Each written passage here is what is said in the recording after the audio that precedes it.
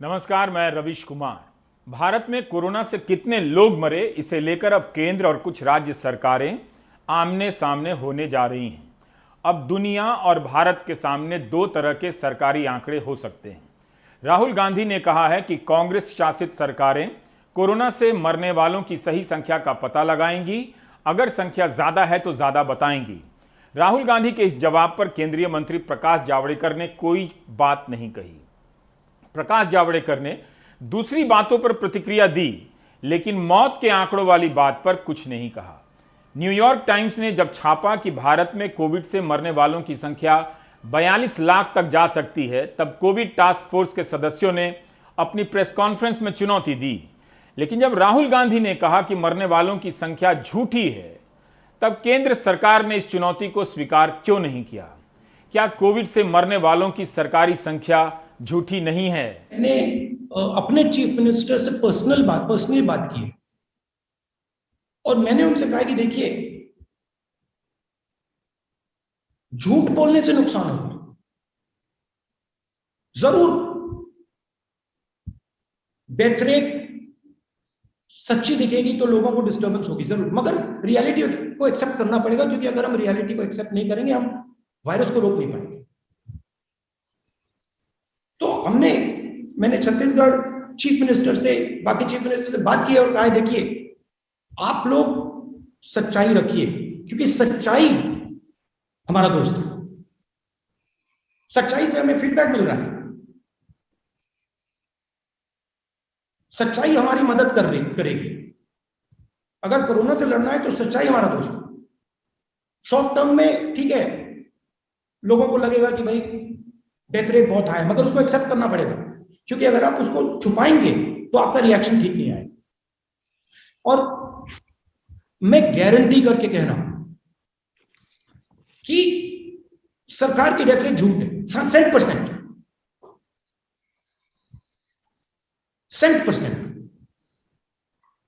और मतलब एक्सपोनेंशियली झूठ है, एक्सपोनेंशियली। ये नहीं कि मतलब 5% ज्यादा है, 10% ज्यादा है। राजस्थान सरकार ने कहा है कि मरने वालों की संख्या को लेकर समीक्षा की जाएगी। राजस्थान में दैनिक भास्कर की टीम ने जब 512 गांवों और ब्लॉक के रिकॉर्ड देखे तो पाया कि गंगानगर में जहां 48 मौतें बताई गई हैं, वहां के 28 गांवों में ही 50 दिनों के भीतर 517 अर्थियां उठी हैं। 512 गांवों में और ब्लॉक में 14,482 अर्थियां उठी हैं। कोरोना की दूसरी लहर में राजस्थान में कोविड से मरने वालों का सरकारी आंकड़ा 3,918 है। 3 गुना से भी अधिक का अंतर है। राजस्थान में एक भी मौत का आंकड़ा हमने नहीं छुपाया है। हमने बहुत ट्रांसपेरेंट मैनर में गाँव में कितनी मौत हुई है, शहरों में कितनी मौत हुई है, उनका आंकड़ा बराबर हमने पब्लिक के सामने रखा है। कन्फ्यूज़न यह है कि जो सामान्य मृत्यु हो रही है आज कोविड के दौर में, उनका भी फ्यूनरल कोविड के प्रोटोकॉल के अनुसार हो रहा है।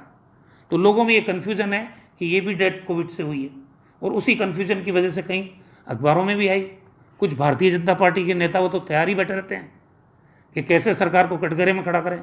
यहाँ राजस्थान में फिर भी जब ये सवाल उठा तो मुख्यमंत्री जी ने 3 कमेटी बनाई जो डेथ का ऑडिट करेगी, वास्तविकता सामने रखेगी जनता के कि कितनी तो कोविड की डेथ थी है और कितनी नॉन कोविड की डेथ थी।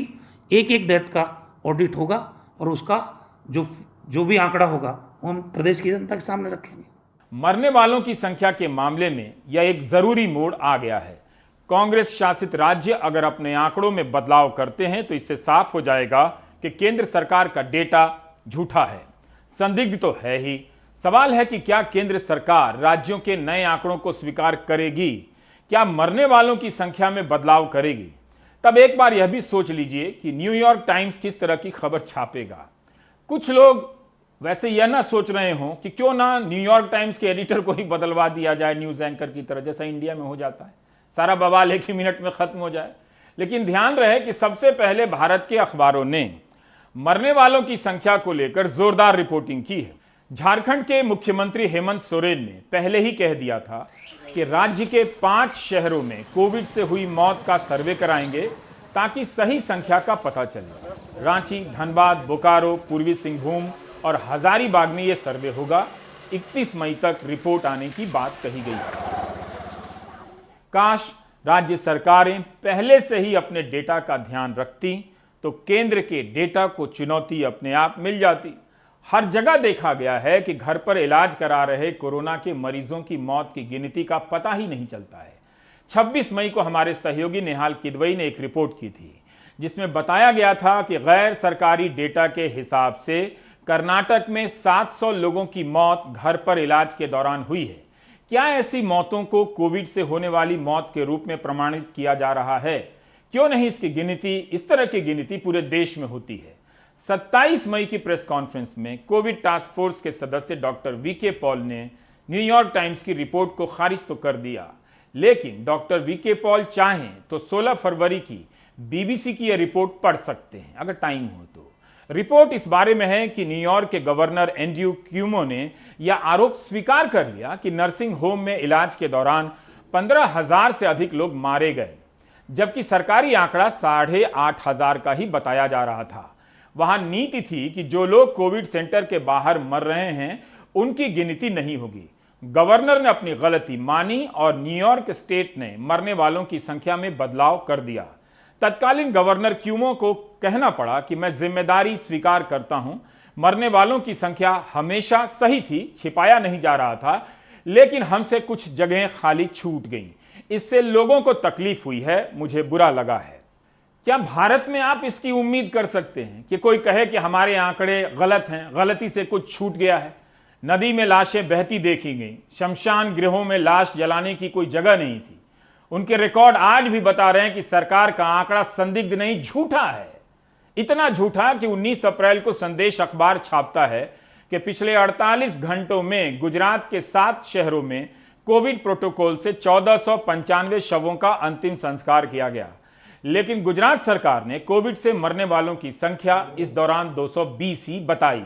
संदेश अखबार के संपादक जयेश ठकरार ने बताया कि अस्पताल तो बताता है कि कोविड से कितने लोगों का इलाज हो रहा है और इलाज के दौरान कितने लोगों की मौत हुई, लेकिन मरने के बाद सारी रिपोर्ट डेथ ऑडिट कमेटी के पास भेजी जाती है। वहां देखा जाता है कि ब्लड प्रेशर, डायबिटीज और दूसरी बीमारी तो नहीं है। कोविड के मरीज में दूसरी बीमारी होगी तो कोविड में नहीं गिना जाएगा, जबकि दूसरी बीमारियों के रहते हुए कोविड होने पर ही जान को खतरा होता है, ये आप जानते हैं, तब भी कोविड में नहीं गिना गया। लेकिन आईसीएमआर की गाइडलाइन तो ठीक इसके उलट कहती है कि कोमॉर्बिडिटी होने के बाद भी गिना जाएगा।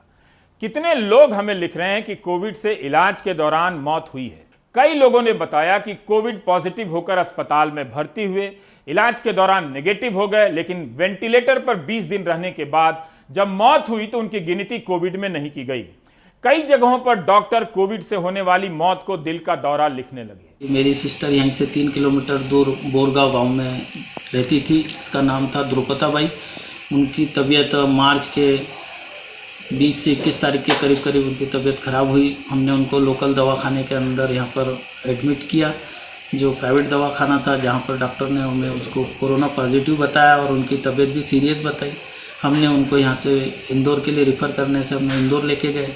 इंदौर में हमने उनका 8 से 10 दिन तक के इलाज चलता रहा, वो भी सरकारी दवाखाने में कोविड के लिए जो बना हुआ है उसी दवाखाने में उनका इलाज हुआ, जिसमें हमको महंगे से महंगा 36,000 रुपये का एक इंजेक्शन भी 2 इंजेक्शन लगवाए उनको।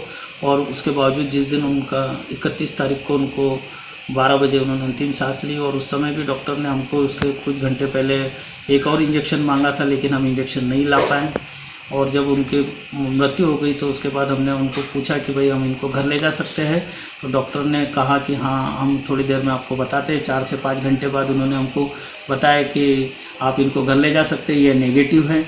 और हमने उनको घर लेकर आए और यहाँ उनका दाह संस्कार किया। और जब हमें मृत्यु प्रमाण पत्र मिला तो हमने उसके अंदर देखा तो वो कोविड की किसी भी तरीके का कोई उल्लेख नहीं है और मृत्यु प्रमाण पत्र सामान्य दिया गया है। इस तरह के नियम बनाए ही क्यों गए हैं? क्या इसलिए कि मरने वालों की संख्या कम दिखे? दूसरी लहर में देखा गया कि 1/3 कोविड टेस्ट की रिपोर्ट गलत आ रही है, फॉल्स नेगेटिव आ रही है, पॉजिटिव भी नेगेटिव आ रहा है। तो इस हिसाब से क्या सरकार ने अपने डेटा में बदलाव किया? क्या उसे नहीं करना चाहिए? आईसीएमआर ने कोविड से होने वाली मौतों की पहचान के लिए गाइडलाइन बनाई है। हम पहले भी बता चुके हैं, फिर बता रहे हैं, और इसी आधार पर देखा जाना चाहिए कि किस राज्य में सही सही गिनती हो रही है। गाइडलाइन के अनुसार अगर कोविड पॉजिटिव व्यक्ति बिना किसी लक्षण के भी मरता है तो उसकी मौत कोविड में गिनी जाएगी। अगर एक कोविड पॉजिटिव मरीज सांस की तकलीफ से मर जाता है तो मौत का कारण कोविड ही लिखा जाए। लिखा है कि अगर किसी कोविड पॉजिटिव मरीज को पहले से कोई बीमारी है तो उसके सांस की तकलीफ से मर जाने का चांस बढ़ जाता है, मगर ऐसे मरीज में उसकी पूर्व बीमारी को मौत का कारण नहीं बताया जाएगा, कोविड ही मौत का कारण माना जाएगा। अगर किसी व्यक्ति की मृत्यु कोविड के टेस्ट बिना होती है या वो टेस्ट में नेगेटिव पाया जाता है पर उसमें कोविड के लक्षण पाए गए थे तो ऐसे व्यक्ति की मृत्यु को कोविड से संदिग्ध या संभावित मौत में गिना जाएगा। आपने ऐसा कोई डेटा देखा है जिसमें बताया जा रहा हो कि कोविड से संदिग्ध मृत्यु की संख्या इतनी है? क्या सरकार आईसीएमआर की ही गाइडलाइन का पालन कर रही है? लेकिन क्या ऐसा हो रहा है? क्या सरकारें आपको अलग से बता रही हैं कि कोविड से संदिग्ध मृत्यु की संख्या कितनी है? यह डेटा है कहां बताया जा रहा है? क्या आईसीएमआर अपनी गाइडलाइन का पालन करा पा रहा है? लोगों की शिकायतों को देखिए तो नहीं हो रहा है, नहीं किया जा रहा है। सुप्रीम कोर्ट ने भी कोरोना की गाइडलाइन रिकॉर्ड पर रखने के लिए कहा है। क्या सरकार या कोर्ट गुजरात के डेथ ऑडिट कमेटी की रिपोर्ट और अस्पताल के भेजे गए रिकॉर्ड और मरीजों के इलाज की पर्ची को लेकर कोर्ट के सामने रखेगी? क्या कोई संस्था इनका अध्ययन करेगी, सच्चाई बता सकती है? कहीं ऐसा ना हो कि बात के नाम पर केवल बात चले, पता भी चले कि कोरोना के कारण भारत में कितने लोग मरे हैं। मरने वालों की संख्या को हर तरफ से चुनौती मिल रही है।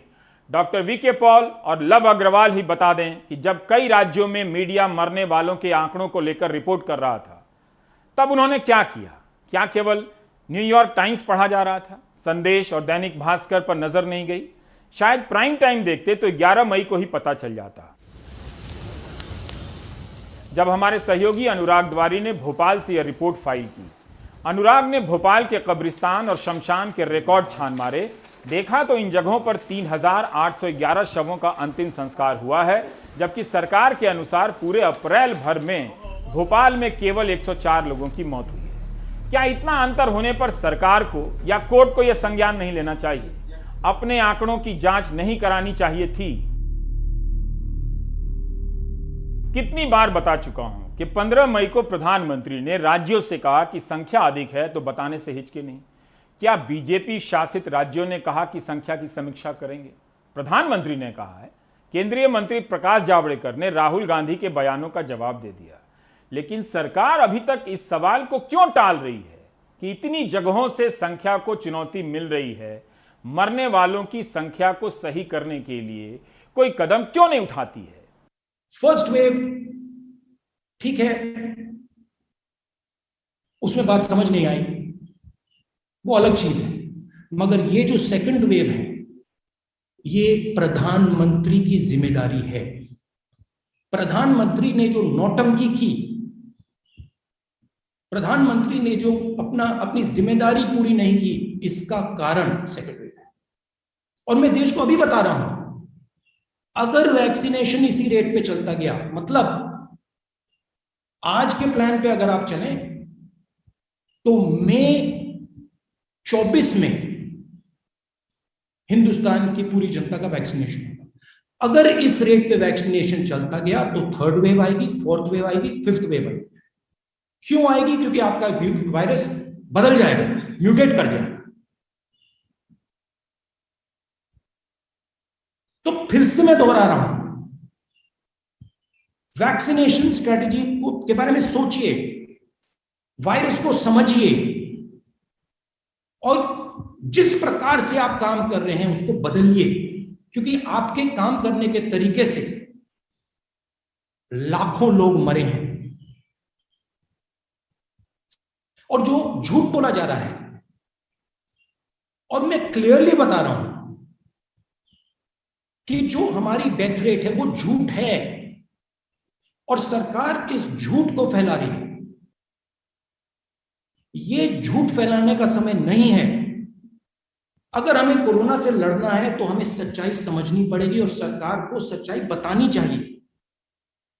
राजनीतिक मामला नहीं है, हिंदुस्तान के भविष्य का मामला है। हमारे लोगों की जान बचाने का मामला है और सरकार को समझना चाहिए कि हम उनके दुश्मन नहीं हैं, विपक्ष उनका दुश्मन नहीं है। विपक्ष उनको इंडिकेशन दे रहा है,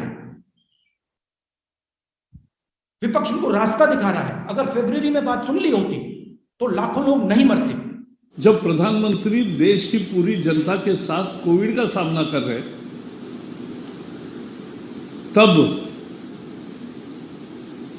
ये नौटंकी शब्द का उपयोग करते हैं ऐसे प्रयासों का, ये देश का और जनता का अपमान है। एक बताना चाहूंगा, हम उनकी नौटंकी ऐसा शब्द नहीं यूज करेंगे क्योंकि उनकी नौटंकी जनता ने कब की बंद कर दी है। जरूरी है कि सरकार मरने वालों की संख्या के मुद्दे पर आए, बताए कि मरने वालों की संख्या कम है या नहीं, बदलाव होगा कि नहीं। हमने लगातार पीएम केयर्स के वेंटिलेटर के घटिया होने पर रिपोर्ट दिखाई। आज बॉम्बे हाईकोर्ट की औरंगाबाद बेंच ने सरकारी पक्ष को फटकारते हुए कहा कि सरकार खराब वेंटिलेटर देने वाली कंपनी ज्योति सीएनसी का बचाव कर रही है और दावा करती है कि डॉक्टर और पैरामेडिक वेंटिलेटर चलाने के लिए पूरी तरह प्रशिक्षित नहीं है। कोर्ट ने केंद्रीय स्वास्थ्य मंत्रालय से कहा है कि मेडिकल एक्सपर्ट की रिपोर्ट का सम्मान कीजिए, जिनमें कहा गया है कि वेंटिलेटर में खराबी है और इन खराबी को दूर करें। कुछ ही दिन पहले औरंगाबाद मेडिकल कॉलेज के डीन ने कोर्ट से कहा था कि पीएम केयर्स के तहत मिले 113 वेंटिलेटर खराब, चलते चलते ऑक्सीजन का प्रेशर कम हो जाता है, जिससे मरीजों की जान जाते जाते बची है। अब एक और कमाल हुआ है, डीन कह रहे पीएम केयर्स से आया है, लेकिन कोर्ट में केंद्र सरकार कह रही है कि ये पीएम केयर्स के तहत 150 वेंटिलेटर नहीं दिए गए, जबकि यही बात केंद्र सरकार कोर्ट में पहले कह चुकी है कि ये पीएम केयर्स के दिए गए वेंटिलेटर। ये तो आलम है। अब ये तो न्यूयॉर्क टाइम्स ने नहीं छापा ना, पीएम केयर्स का वेंटिलेटर खराब है, कितनी जगहों से हिंदुस्तान की मीडिया में रिपोर्ट आई है। लेकिन खराब और घटिया वेंटिलेटर की सप्लाई के आरोप को भी सरकार स्वीकार करने के मूड में नहीं है, अनदेखा कर दे रही है। जांच तो इस बात की होनी चाहिए कि पीएम केयर्स के घटिया वेंटिलेटर के कारण किसी की जान तो नहीं गई है, और गई है तो कितनों की गई है। अब हम बात करेंगे ड्राइव थ्रू टीका केंद्रों पर। गुरुग्राम से लेकर नोएडा, दिल्ली, अहमदाबाद और भोपाल सहित देश के कई शहरों में कार वालों के लिए अलग से टीका सेंटर बनाया जा रहा है, जिनका हिंदी में नाम रखा गया है ड्राइव थ्रू वैक्सीनेशन सेंटर। किसी शहर में 3 तो किसी में 10 ड्राइव थ्रू सेंटर बनाए जा रहे हैं, रोज रोज खुल रहे हैं। एक तरफ टीका केंद्र के बंद होने की खबरें आती हैं, दूसरी तरफ ऐसे सेंटर के खुलने का हंगामा होता है। ऐसे सेंटर ज्यादातर मॉल से लेकर पॉश स्कूलों में खोले जा रहे हैं। जब लोग मर रहे थे तब ये स्कूल और मॉल किसी को नजर नहीं आए कि इनके कमरों में अस्पताल बना दिया जाए। मॉल के बड़े बड़े बरामदे नजर नहीं आए कि यहाँ पर एसी चलाकर ऑक्सीजन सेंटर बना दिया जाए।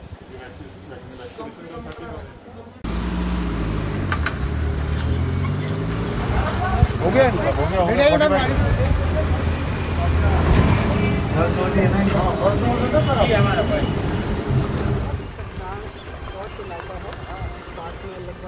ये मध्य प्रदेश का पहला ड्राइव इन वैक्सीनेशन सेंटर है। आप देख सकते हैं जो गाड़ियों की कतार है वो एक एक करके यहाँ अंदर जाएगी, और उसके बाद जिन लोगों ने 18 से 44 के बीच, 45 के बीच कोविन ऐप पे रजिस्ट्रेशन करा रखा है, उनको यहाँ पर वैक्सीनेशन की सुविधा है। और जो 45 प्लस हैं, अगर वो ऑन स्पॉट भी रजिस्ट्रेशन कराना चाहें तो उनके लिए ऐसी कोई दिक्कत यहाँ पर नहीं है। कर्मचारी यहाँ पर बैठे हुए हैं, वो ऐप रजिस्ट्रेशन उनका देखते हैं, और उसके बाद ये दरअसल मध्य प्रदेश टूरिज़्म की प्रॉपर्टी है, और यहाँ एक ड्राइव इन सिनेमा है जो बना हुआ था, और उसके प्रचार प्रसार के तौर पर पहले, लेकिन अब यहाँ फ़िलहाल चूँकि कोरोना काल में, महामारी में ऐसी कोई फिल्में यहाँ प्रदर्शित हो नहीं रही हैं, तो ड्राइव इन वैक्सीनेशन के तौर पर मेरे कैमरा पर सहयोगी रिजवान आपको दिखा पाएंगे। अंदर भी जो गाड़ियां हैं उसकी कतार लगी हुई है और आप गाड़ी में बैठे रहिए, अपना वैक्सीन लगवाइए, उसकी सुविधा यहाँ पर दी गई है। कई सारे लोग आपको दिखेंगे जो अपने अपने 4 पहिया वाहनों से यहाँ पर आए हुए हैं। और जैसे हम शुरू में बात कर रहे थे, वो आपको बड़ी बड़ी स्क्रीन दिखेगी। दरअसल ये, अगर आपको रिजवान वो स्क्रीन दिखा पाएँ, वो ड्राइव इन सिनेमा के लिए यहाँ पर स्क्रीन है। यहाँ पर बहुत ही वीआईपी इलाका है। यहाँ से 800 मीटर की दूरी पर मुख्यमंत्री का बंगला है, बहुत सारे अधिकारियों के बंगले हैं, मंत्रियों के बंगले हैं, 5 सितारा होटल हैं। आगे आप जाएंगे तो एक बहुत ही पॉश सी कॉलोनी है और इसी के पास में बस्तियाँ भी हैं जहाँ पर लोग रहते हैं।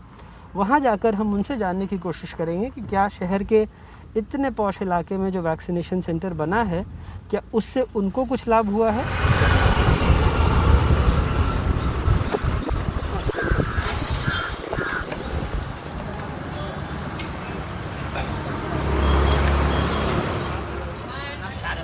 तारिक भाई, आपने वैक्सीन लगवा ली? हाँ लगवा ली। कहाँ पर लगवाई आपने? Professor college. तो ये घर के पास में या यहाँ पर अशोका में ड्राइव इन, वहाँ पे क्यों नहीं गया? साहब वो मुझे पैदल जाना था, वहाँ पर कार से जाना पड़ता है। अच्छा, वहाँ कार वालों की एंट्री वहाँ कार वालों की एंट्री है, हमें पैदल जाना है। आपका कितना? दानिश, आपने भी लगवा ली वैक्सीन? तो यहाँ पे लगवाई आपने? नहीं, प्रोफेसर आपने प्रोफेसर में। यहाँ पे क्यों नहीं लगवाई आपने? यहाँ कार वालों की एंट्री ज़्यादा है, गरीबों की एंट्री नहीं है। अच्छा, ऐसा आप लोगों को लगता है? यहाँ जो अंकल पेपर बना है, उनका सबसे सही होगा।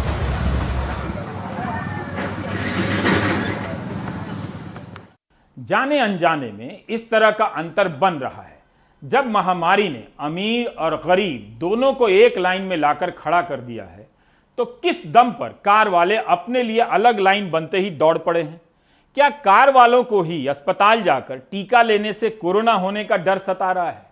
क्या इसके पहले कार वाले टीका लेने अस्पताल नहीं गए? गुजरात में अलग ही किस्सा है।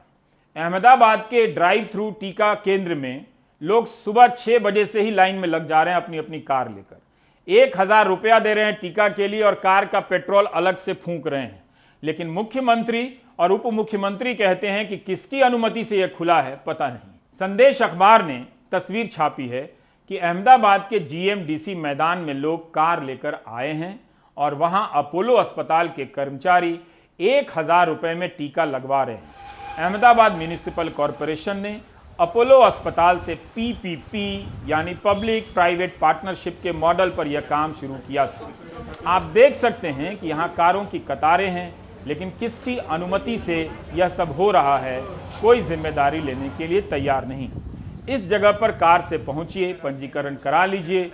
दूसरी तरफ सरकारी अस्पतालों में टीका लेने वालों को पहले कोविन में पंजीकरण कराना होता है, टाइम लेना होता है और फिर टीका होगा तो टीका लेना होता है। एएमसी ने जो पीपीपी मॉडल के साथ ये इंट्रोड्यूस किया था, लेकिन एएमसी ने अपने आप को आज से अलग कर लिया है कि इसमें वो नहीं है। अब सवाल ये यहाँ पर ये आता है कि जो पैसा देगा उसको वैक्सीन मिलेगी। जो लोग गरीब लोग हैं, जो सरकारी संस्थाओं में जिन लोगों ने रजिस्ट्रेशन कराया, उनका नंबर या तो देरी से आएगा या ज़्यादा टाइम लगेगा। तो जो गैप है एक डोज के और दूसरे डोज के बीच में, वो भी लंबा हो सकता है। जबकि गुजरात में 15,000 लोगों को वैक्सीनेटर को ट्रेनिंग दिया गया और कुल 75,000 मैन पावर को तैयार किया गया है।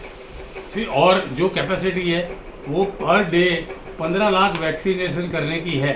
फिर भी गुजरात में अभी सिर्फ 1.5 लाख वैक्सीनेशन हो रहा है। तो ये जो ड्राइव थ्रू का जो आइडिया है वो सिर्फ पैसे वालों के लिए, और कितनी वैक्सीन प्राइवेट वैक्सीनेशन में जाएगी और सरकार में सरकारी अमलों में कितनी आएगी उसका कोई ठिकाना नहीं है और इसके बीच में कोई रैशनैलिटी नहीं है। कार वालों के लिए drive through vaccination centre headline बनवाने के लिए और फ्रंट पेज पर छपने वाली तस्वीरों के लिए खोले जा रहे हैं। अगर कार वालों का इतना ही प्रभाव बचा है तो फिर उस प्रभाव से अस्पताल और ऑक्सीजन क्यों नहीं मिला? अभी 1 हफ्ता पहले तक कार वालों पर भी क्या गुजरी है, क्या उन्हें याद नहीं? 27 अप्रैल को पूर्व राजदूत अशोक अमरोही गुरुग्राम के मेदांता अस्पताल के बाहर 5 घंटे तक अपनी कार में बैठे रहे। उनकी पत्नी, उनके बेटे भाग भाग कर अस्पताल वाले से हाथ जोड़ते रहे कि अशोक अमरोही, उनका ऑक्सीजन लेवल गिरता जा रहा है, उनकी सांस टूट रही है, उन्हें भर्ती कराना ज़रूरी है। लेकिन अशोक अमरोही अस्पताल के परिसर में अपनी कार में ही बैठे रह गए और उनकी सांस उखड़ गई। यह खबर कितनी भयावह है। मिडिल क्लास ने सरकारी अस्पतालों को छोड़ प्राइवेट अस्पतालों का सपना देखा, इलाज वहां भी नहीं मिला। ऐसा ना जाने कितनों के साथ हुआ होगा। कार किसी काम ना आई, कार से अस्पताल ना मिला, ऑक्सीजन ना मिला, कार ही अस्पताल बन गया। कार में ऑक्सीजन सिलेंडर भरकर मरीज अस्पताल अस्पताल भाग रहे थे। इंदिरापुरम के गुरुद्वारे से एक समाधान निकला, ड्राइव इन ऑक्सीजन सेंटर खोला गया। अस्पताल जैसी जगह नहीं थी तो सड़क को घेरकर जगह बना ली गई। लोग कार में बैठे रहे और वहां ऑक्सीजन की सप्लाई दी जाने लगी। ऐसा आइडिया सरकारों को क्यों नहीं आया? वह इसे तमाशे की तरह देखती रहीं। जब एक गुरुद्वारा यह काम कर सकता है तो आप ड्राइव इन टीका सेंटर बनाने वाली सरकारों से पूछिए कि जब आपके लोग मर रहे थे ऑक्सीजन के बिना तो ड्राइव इन ऑक्सीजन सेंटर क्यों नहीं बनाया? मिडिल क्लास को समझना चाहिए, उसके लिए जो अलग से सुविधा बनाई जा रही है दरअसल सुविधा नहीं है, यह सरकार की अपनी दुविधा का समाधान है कि कहीं मिडिल क्लास सोशल मीडिया पर हाय हाय ना मचाने लग जाए, विदेशों में इनके रिश्तेदारों को शर्म ना आने लगे कि इंडिया में यह हालत हो गई है। मिडिल क्लास को भी देखना होगा कि अस्पताल और इलाज की सुविधा सबके लिए बराबर हो, हर जगह एक समान और अच्छी हो, ताकि जरूरत पड़ने पर अगर आप गरीबों के अस्पताल में भी इलाज कराने जाएं तो इलाज मिल सके, जैसा कि आप इस बार कर रहे थे। यह गरीबों के साथ धोखा तो है ही, आप मिडिल क्लास के साथ भी धोखा है जो अपनी कार में टीके के लिए लाइन में लगने के लिए बेताब है। हमने अमेरिका और पश्चिमी देशों से सीख तो लिया, लेकिन यह नहीं देखा कि हमारे यहाँ आर्थिक अंतर कितना गहरा है और उनके यहाँ कितना है।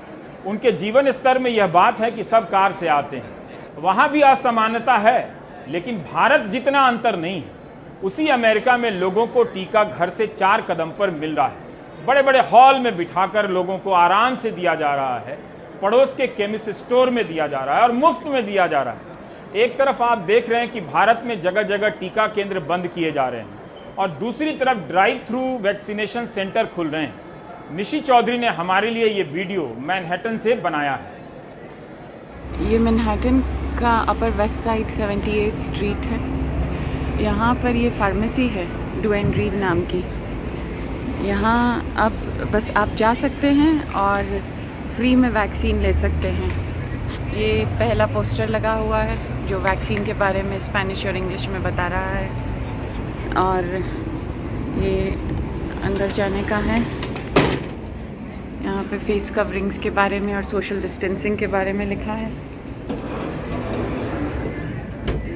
अमेरिका है तो काफ़ी चॉइसेस हर चीज़ की हैं और खाने की चीज़ें भी फार्मेसी में मिल रही हैं,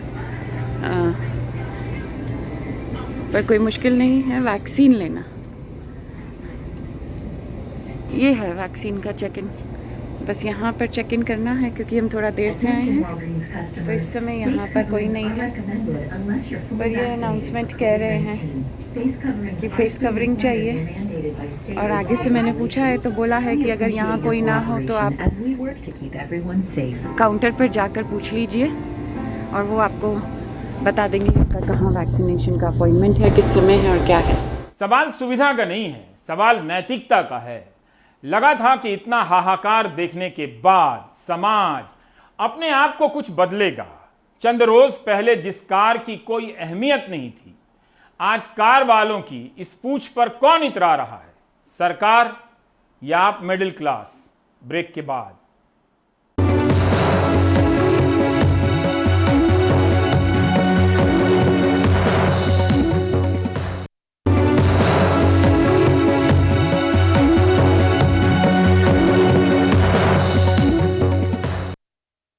दिल्ली के सेंट स्टीफेंस कॉलेज में महज 19 साल के मेधावी छात्र की कोरोना संक्रमण से मौत हो गई। इस मौत से जहां कॉलेज के शिक्षक और छात्रों के बीच खासा दुख है, नाराजगी है, वहीं परिवार छात्र की मौत के पीछे इलाज के दौरान बरती गई लापरवाही को जिम्मेदार मानता है। रविश रंजन शुक्ल की ये रिपोर्ट देखिए। सत्यम झा बस 19 साल के थे। दिल्ली के सेंट स्टीफेंस में इतिहास ऑनर्स के छात्र थे। वाद विवाद प्रतियोगिता से लेकर इतिहास की मैगजीन के संपादन में भी अव्वल रहते थे। कोलकाता के सेंट जेवियर स्कूल से 12वीं की परीक्षा 99% नंबर लाकर सुर्खियों में रहे।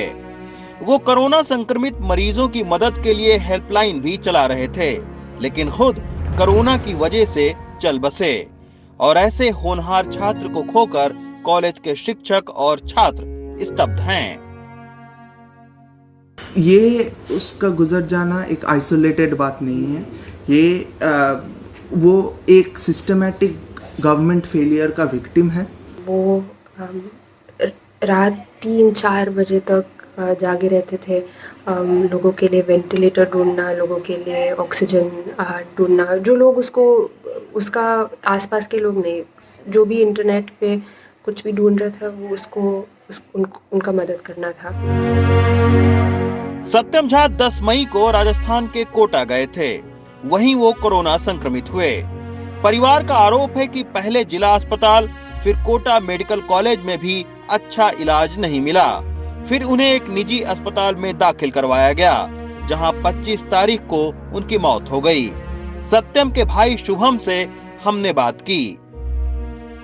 बहुत ज्यादा खराब कंडीशन था। फिर शायद वो छिपकली से लेके चूहा हुआ सब, बिल्ली सब वहीं पे घूमता रहता था कोविड वार्ड के अंदर, और पूरा गंदगी वो जो ह्यूमन एक्सक्रीटर फीसेस सब जो रहता है ना, सुसु सब जो सब वहीं पे सामने रखा रहता था पूरा। ऐसे मेंटल इंस्टेबिलिटी हो जाता था। वो बोला कि हमको ये अच्छा हॉस्पिटल में शिफ्ट करो, हम इसमें हम नहीं ठीक होंगे।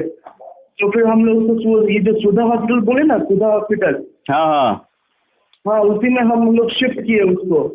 ये हो करे कि वैसा होगा, अच्छा ट्रीटमेंट मिलेगा, बेटर हाइजीन मिलेगा, क्लीनलीनेस मिलेगा। लेकिन यहाँ पे भी आईसीयू में भी ऐसा था, बहुत खराब हालत था। वो इतना केयरलेसनेस था हॉस्पिटल अटेंडेंट का कि हम लोग शिफ्ट कर रहे थे तो उसने भी ऑक्सीजन सिलेंडर वो बंद कर दिया। सत्यम की मौत से नाराज सेंट स्टीफेंस कॉलेज के प्रिंसिपल जॉन वर्गीज ने कॉलेज की वेबसाइट पर लंबी और तीखी टिप्पणी लिखी। सत्यम झा कोटा में कोरोना की बीमारी से ही नहीं बल्कि लापरवाह सिस्टम से भी 13 दिन तक लड़ता रहा। सत्यम झा के साथ ही उस नौजवान की नई ऊंचाई पाने और समाज की सेवा करने की ख्वाहिश की भी मौत हो गई। सवाल यही उठता है कि कब हम एक ऐसा सिस्टम तैयार कर पाएंगे जिसमें सत्यम झा जैसे नौजवानों की लापरवाही से असामयिक मौत नहीं होगी। दिल्ली से रवीश रंजन शुक्ला, एनडीटीवी इंडिया।